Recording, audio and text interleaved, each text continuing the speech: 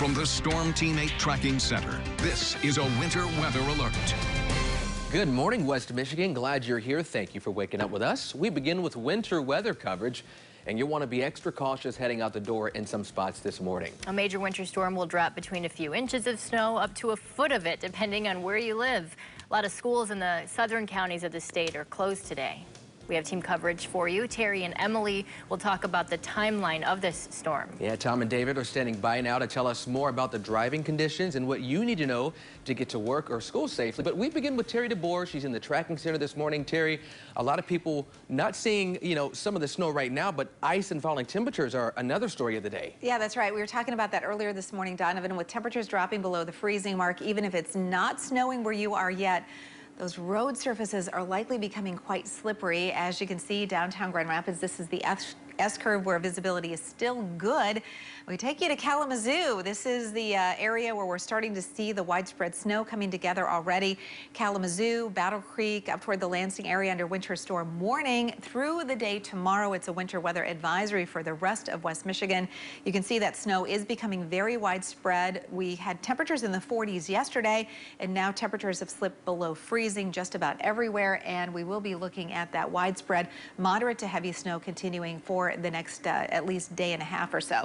We're down to 30 in Grand Rapids, 26 Muskegon and Fremont, 24 degrees in Leadington, and that cold air continues to drop in from north to south with that northerly wind direction. So look for temperatures to slip all the way down into the low to mid 20s this afternoon, and then eventually into the teens tonight. Now, this is a region-wide storm system with the heaviest impact in areas to the south of Grand Rapids, so central and northern Illinois, Indiana, Ohio, also impacted with the widespread moderate to heavy snow. If your kids do have school today, heavy coats, hats, gloves, boots, and snow pants. So Emily Skydema, I know you've been looking at the latest computer model guidance and tracking the radar trends to break down exactly who's going to see the greatest impact with the snow. Yeah, and the thing to remember about today is that we're going to see different impacts depending on where you are. So as you go farther to the north, those impacts are not going to be as great, but farther down to the south is where we really are going to feel some of those higher impacts.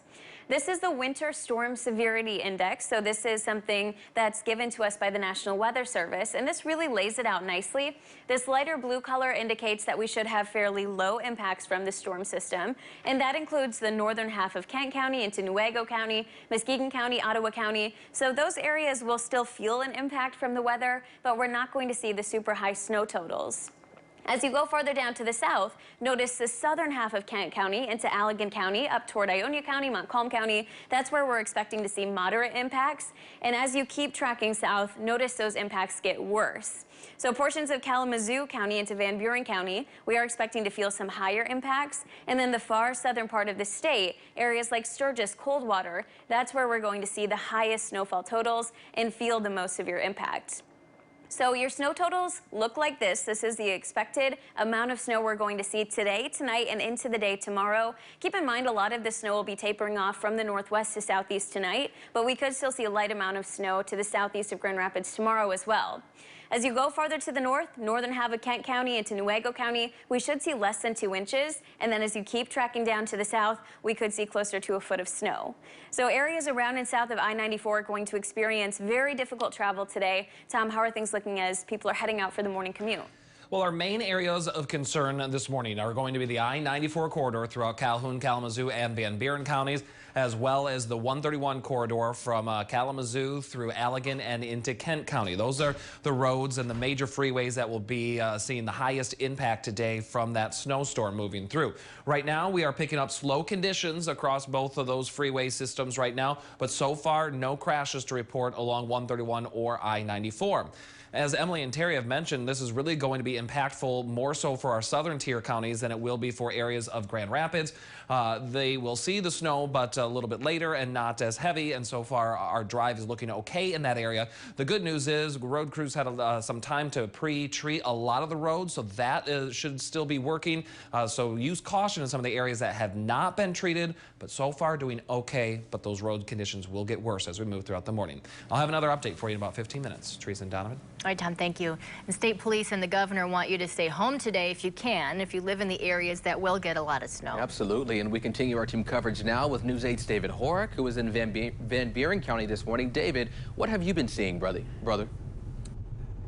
Yeah, guys, so far we've been seeing the slushy, type of conditions. Certainly we want to enjoy a slushy, the drink, but this is the kind of slushy you don't want to deal with. So right now here on I-94, heading westbound towards mile marker 38, well beyond Mattawan at this point. So far, again, the traction is there for any drivers who've already made their mark through here, and you can find traction if you have good treading on your tires. But so far, 50 miles an hour, it will get you some pretty good control over where you are. But salt trucks, plow trucks, they are few and far in between. In fact, you're about to see one right here coming up on the eastbound side of the highway.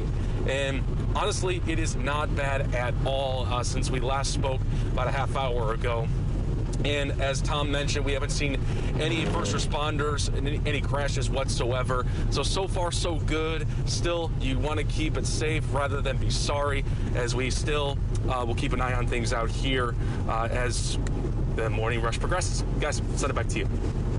Alrighty, David, thank you so much. And folks, make sure to download our Storm Teammate weather app if you have not done so already. You can get up-to-the-minute updates on the radar and a whole lot more. Again, it is free to download, and we'll continue following this winter weather coverage as our morning progresses.